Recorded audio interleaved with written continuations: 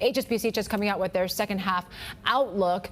And Cecilia, the big theme, I guess, we're watching this week has been this whole triple R cut we saw on Friday from China, and the concerns now that perhaps first in, first out, China growth is now slowing. How do you factor that into your second half outlook? Yeah. Okay. First of all, thanks for having me today. For the China's outlook, actually, with the recent development is something along with our expectation with the economy moving from the restoration phase into an expansion phase. With the actually the triple R cut, which has signaled that the market continue to focus on the liquidity, the market liquidity, and now is a part of the liquidity management. And the China economy is still moved back to a more normal growth situations. So it's along with our expectation of the economy back to a more normal expansion phase. Yeah. So more normal of expansion phase. That triple R cut, though, I'm just wondering, does that send a bad signal to markets? It seems like right now they've been quite upbeat about this slight easing, but a surprise pivot from the PBOC. Or is it actually a bad omen for the rest of Asia here, that perhaps, recoveries can be transitory too? No, actually, I take it quite positively because with the fact that it's allowed some triple R cut, which means a easing bias, and also to ease the market liquidity there, and also is a signal that the China is not concerned about inflationary pressure. It's not a major issue of concern. So with that as a background, they will get allowed a triple R rate cut there. So I will see it quite positively on the inflationary outlook.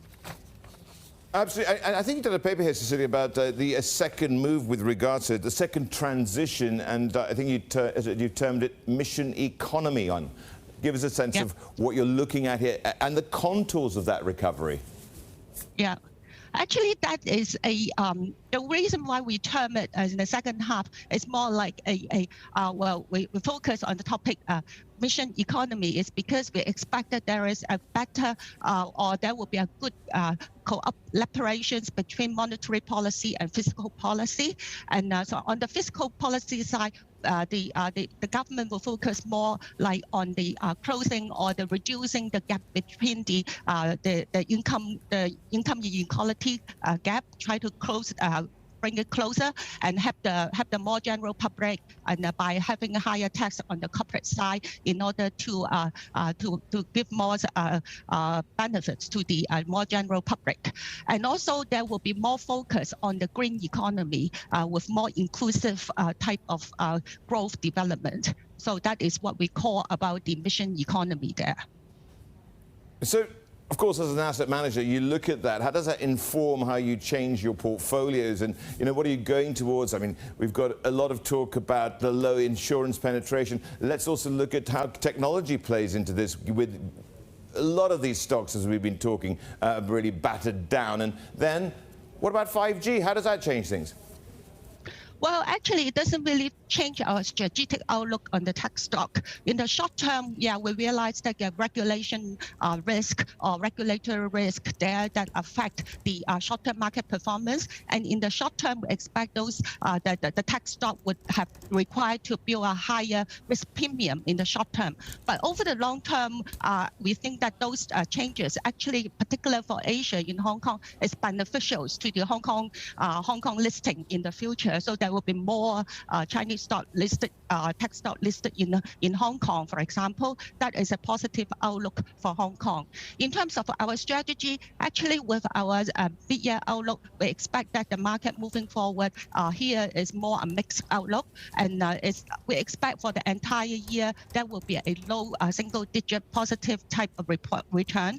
That means the market will be more vulnerable to very expensive. Say if the market had a rally in a strong way, then it will be vulnerable for corrections. But however, net over the year, we expect some positive return there. So we are positive, but it's a mixed outlook when we have to more range trade type of risk sentiments. Yeah.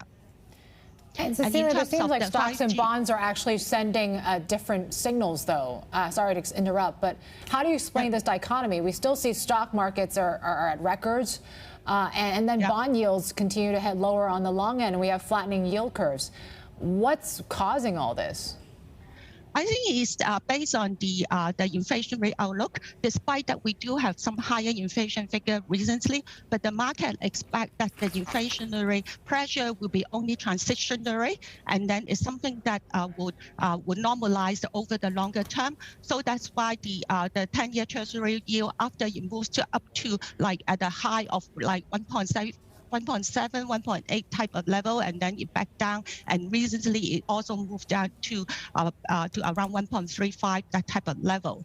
And so it is bear, like reference to the market expectation on future inflation, which is only temporary, and that is how the bond market react.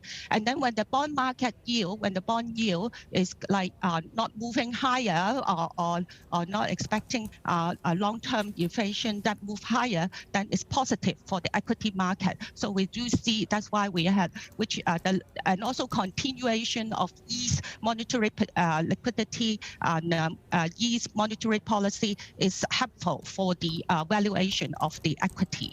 And also equity earnings have been good as well. So that offers support to the equity market value.